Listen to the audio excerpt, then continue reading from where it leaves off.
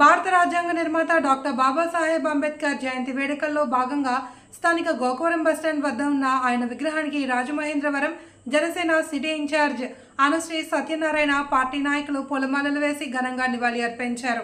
అనంతరం అనుశ్రీ సత్యనారాయణ మాట్లాడుతూ అంబేద్కర్ దేశానికి చేసిన విశేషమైన సేవలను కొనియాడారు.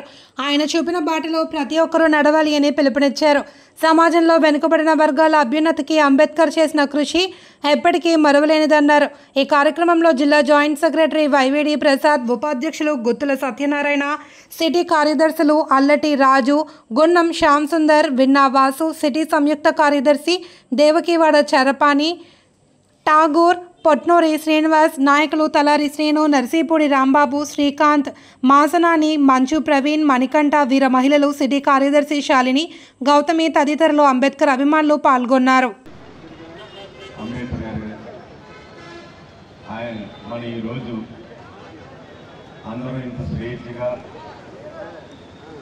దేశం మొత్తం మీద ఆర్థికంగా కానీ విద్యలో కానీ ప్రతి విషయంలోనూ కూడా ఈ సమానత్వం వచ్చిందంటే ఆ మహానీయుడు రచించిన రాజ్యాంగం వల్లే మన ఈ స్వేచ్ఛ జీవిని మనం సాధిస్తున్నాం.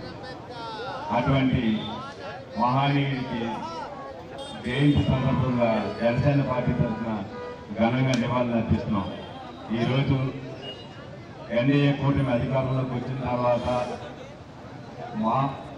అలాగే అంబేద్కర్ గారి ఆశయాలను ఏ విధంగా శ్రీ పవన్ కళ్యాణ్ గారు చూపిస్తున్నారు కూడా మొత్తం చూస్తున్నాం.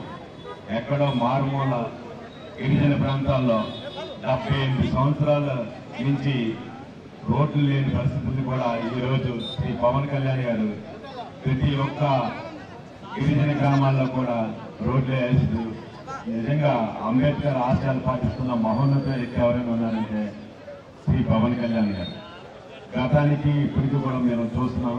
కాబట్టి ఎవరైనా సరే మాటలు చెప్పచ్చు, కానీ ఆచరించేవాడే మహనీయుడు. అటువంటి శ్రీ పవన్ కళ్యాణ్ గారు ఇటువంటి గొప్ప ఆశయాల్ని మన అందరికీ అందజేసిన మన అంబేద్కర్ లాంటి మహనీయుడికి మరొక్కసారి ఘనంగా నివాళులు.